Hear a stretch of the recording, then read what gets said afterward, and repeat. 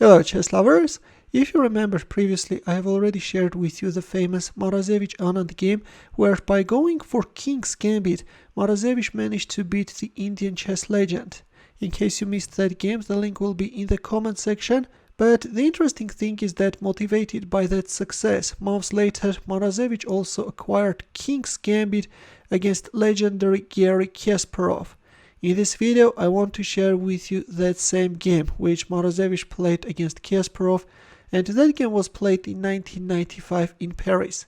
So Morozevich was playing with the white pieces opened up with e4, to which Kasparov responded with e5, and there it goes. We have the razor sharp King's Gambit, an opening which leads to double-edged positions. He takes f4, we have the King's Gambit accepted, and knight f3. Against Anand, Morozevich chose the bishop's gambit, but in our game we have knight f3, against which Kasparov acquired the Fischer defense d6. d6 was previously known, but it became popular after Fischer's famous 1961 article, A Bust to the King's Gambit. In that article, Fischer claimed, "In my opinion, the King's Gambit is busted. It loses by force." Finally, Fischer concluded the article with this famous line, "Of course, white can always play differently, in which case he merely loses differently." So the idea of playing d6 is that after black's g5 move, when black wants to hold the gambit pawn, if you play h4, then after g4 you no longer have knight e5 move. You can't go for Kizaritsky gambit. In here, Morozevich played d4, and after g5, h4, g4. Yes, now you can't play knight e5, and then knight takes g4. In here, Morozevich played knight g5, and after h6, he's forced to sacrifice his knight. And there we have it, knight takes f7. So a very bold approach by Morozevich, and let's not forget that he was playing against world #1 player. By the way, I forgot to mention that this was a rapid game. Yes, the time control of Morozevich-Anand game was also rapid. So Kasparov accepted the piece sacrifice, and we have bishop takes f7, bishop g7, bishop c4 check, king e8, and we have castling kingside.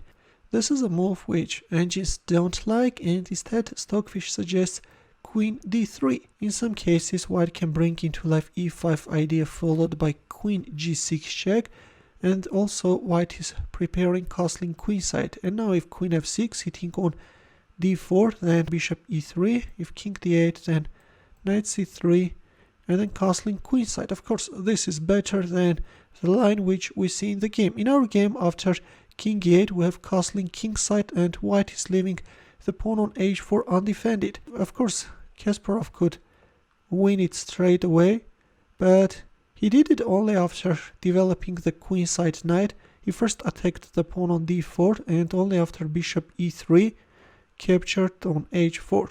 So black has a totally winning position, and white has no compensation. Rook f7, rook h7, neutralizing all possible threats. e5, white is going for a breakthrough, but this is a hasty approach, you know. There we have it.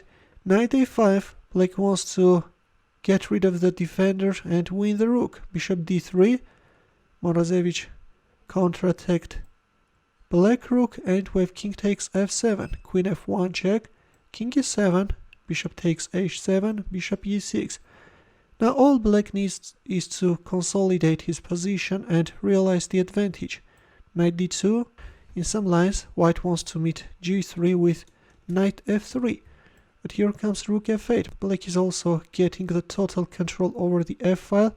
He takes d6 check, c takes d6, queen e2, king d8, bringing the king on a safer square. c3, knight e7.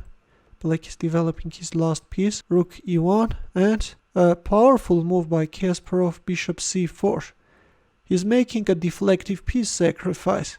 The whole idea is that now if knight takes c4, then you can no longer meet g3 with knight f3, and yes, g3 is winning. White king is in a mating net.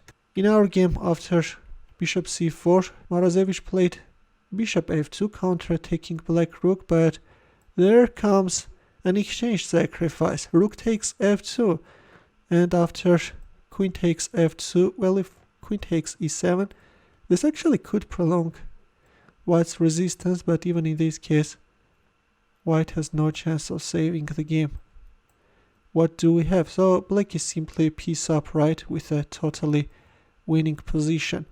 In our game, after rook takes f2, we have queen takes f2, and after g3, Morozevich resigned. This bishop is controlling an essential f1 square, and black is threatening checkmate in one. Yeah, and there is no defense. You should give up your queen. That's why Morozevich resigned.